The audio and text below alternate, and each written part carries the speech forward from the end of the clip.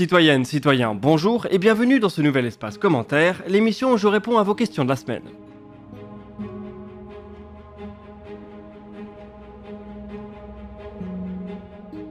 On va commencer cet épisode avec de mystérieux projets chinois. Calt, le plus gros fabricant de lanceurs chinois, filiale du casque, a officiellement annoncé un lanceur parfaitement identique au Starship. Le lanceur sera principalement utilisé pour le transport hypersonique intercontinental, tout comme le Starship. Bonjour John, comme tu le fais remarquer, c'est un projet plutôt intriguant qui a été révélé par la Chine ces derniers jours. Durant le Space Day, une célébration annuelle que le pays tient maintenant depuis 6 ans, on a vu apparaître ce rendu 3D qui pourrait tout aussi bien sortir de chez SpaceX. Il met en scène un lanceur qui ressemble en tout point au Starship. Dans la vidéo chinoise, l'application mise en avant est celle du transport terrestre intercontinental. Une fonction sur laquelle SpaceX a communiqué, mais qui ne semble pas être la priorité pour la firme américaine.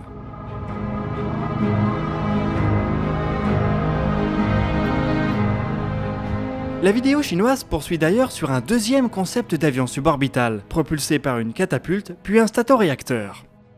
Les objectifs qui sont fixés au programme sont d'abord le transport de fret à partir de 2035, puis le transport de passagers 10 ans plus tard.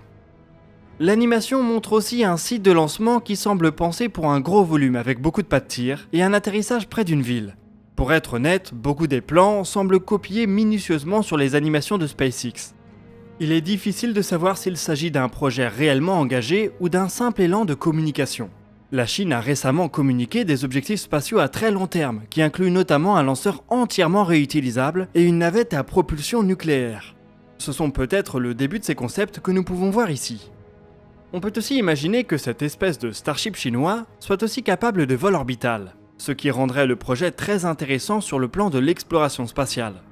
En attendant, la Chine doit déjà commencer par développer une technologie de type Falcon 9, ce qui pourrait arriver avec une nouvelle version de la Longue Marche 8.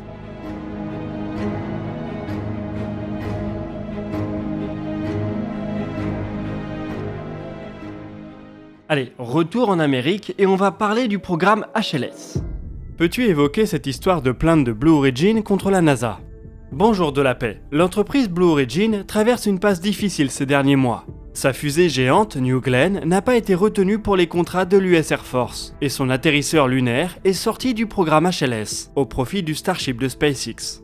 Même Amazon a choisi de confier le lancement de certains de ses satellites à l'Atlas V d'ULA.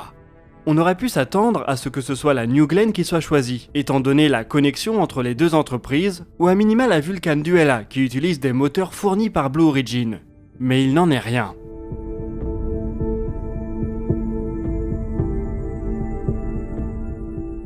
Malgré tous ces revers, Blue Origin ne s'avoue pas vaincu.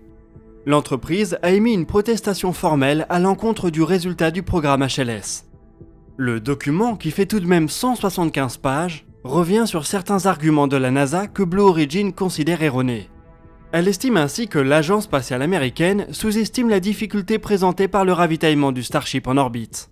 Elle revient aussi sur le fait qu'un seul des 3 candidats ait été retenu, ce qui concentre les responsabilités et les risques. Blue Origin estime donc que le choix de la NASA devrait être revu. L'entreprise avait déjà émis des protestations similaires suite au choix de l'US Air Force, duquel elle avait été exclue. Cela n'avait cependant rien donné. Blue Origin souffre peut-être du fait de n'avoir toujours réalisé aucun vol orbital, plus de 20 ans après sa création.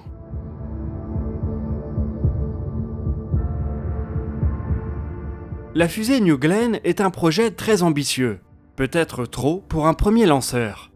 Il ne cesse en tout cas de prendre du retard. Son premier vol est maintenant prévu pour fin 2022. Blue Origin peut cependant se reposer sur les épaules de son fondateur, l'homme le plus riche du monde, pour envisager son avenir financier sereinement. On espère cependant que cela se traduira vite par des véhicules opérationnels, que ce soit New Shepard, New Glenn ou Blue Moon.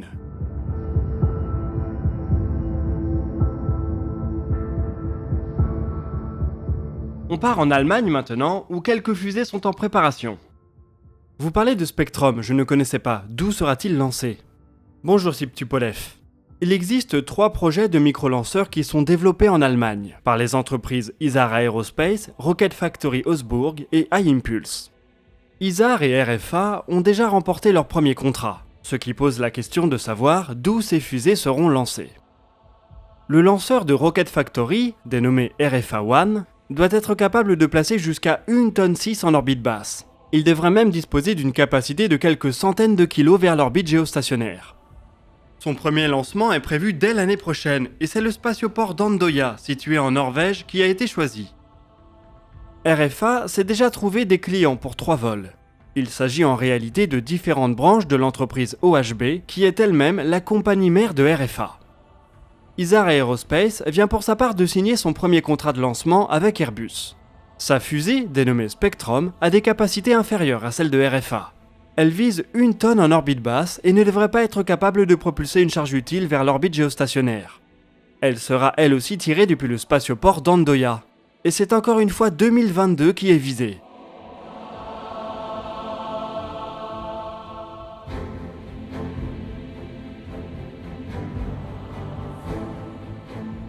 iImpulse développe pour sa part une fusée un peu moins puissante, qui repose sur une solution de propulsion hybride. Son site de lancement n'est pas encore connu, et l'entreprise se cherche toujours un premier client. iImpulse, RFA et Isar semblent mener une petite course pour devenir la première entreprise privée allemande à atteindre l'orbite. D'ici quelques mois, l'ESA récompensera l'une d'entre elles avec une enveloppe de 11 millions d'euros. Le spatial allemand va donc connaître un important regain d'activité dans les années qui viennent.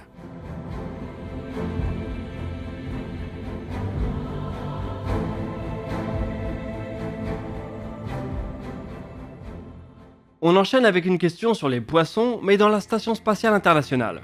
Peux-tu nous parler du programme Lunar Hatch qui vise à expérimenter le développement d'une espèce de poisson dans l'espace et notamment sur la Lune?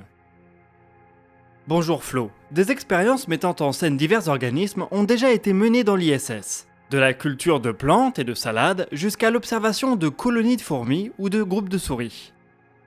Lunar Hatch est une autre expérience qui cette fois-ci s'intéresse aux poissons. Elle a été mise au point par l'IFREMER et le Centre spatial universitaire de Montpellier. Il s'agit d'un projet en plusieurs phases qui va explorer la manière dont certaines espèces aquatiques réagissent aux conditions spatiales. Les missions d'exploration longue posent la question de l'alimentation des équipages. Il a déjà été démontré sur l'ISS qu'il est possible de faire pousser des salades comestibles. Mais il faut aussi penser à des sources de protéines et de lipides, des nutriments qu'on trouve en quantité appréciable dans beaucoup d'espèces de poissons.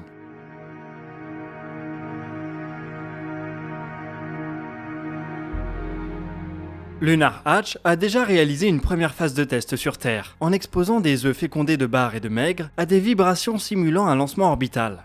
Les résultats sont apparemment très bons. La deuxième étape va consister à envoyer environ 200 œufs fécondés en orbite à bord d'un CubeSat, pour voir comment ils réagissent à la microgravité et aux radiations du milieu spatial. Cette étape pourrait avoir lieu dès cette année. À plus long terme, des expériences d'aquaculture devraient être menées dans l'ISS, puis à bord de la LOPG, voire directement à la surface lunaire autour de 2030. Les astronautes des prochaines décennies pourraient ainsi avoir accès à du poisson frais au cours de leur long séjour dans l'espace. En élevant ces espèces, ils pourront par ailleurs garder un lien supplémentaire avec la Terre, ce qui devrait représenter un bienfait supplémentaire sur le plan psychologique.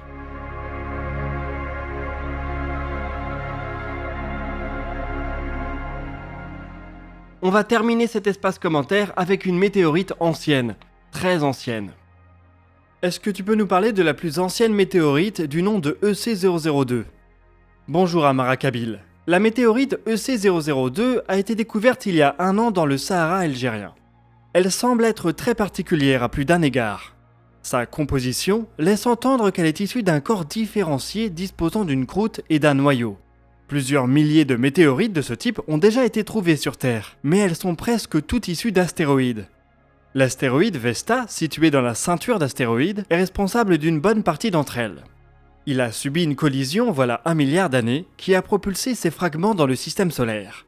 Mais EC002 n'est pas issu de cet événement. L'analyse de sa chimie a permis de déterminer que son corps parent était très ancien, potentiellement un peu plus vieux que la Terre, et que la météorite s'était formée dans la croûte de celui-ci, laquelle aurait été constituée essentiellement de matériaux silicatés. Ces indices font penser que C002 est issu d'une protoplanète.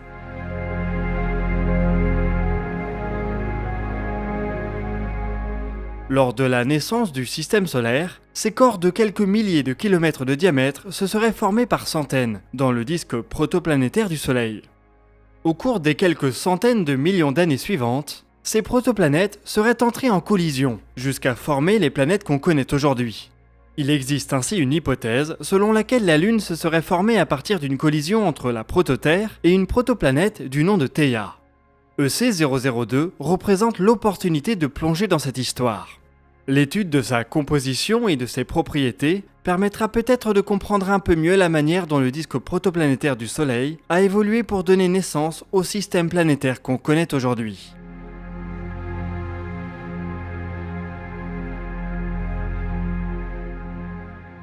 Voilà, cet épisode est déjà terminé, mais j'espère qu'on a répondu à quelques-unes de vos interrogations.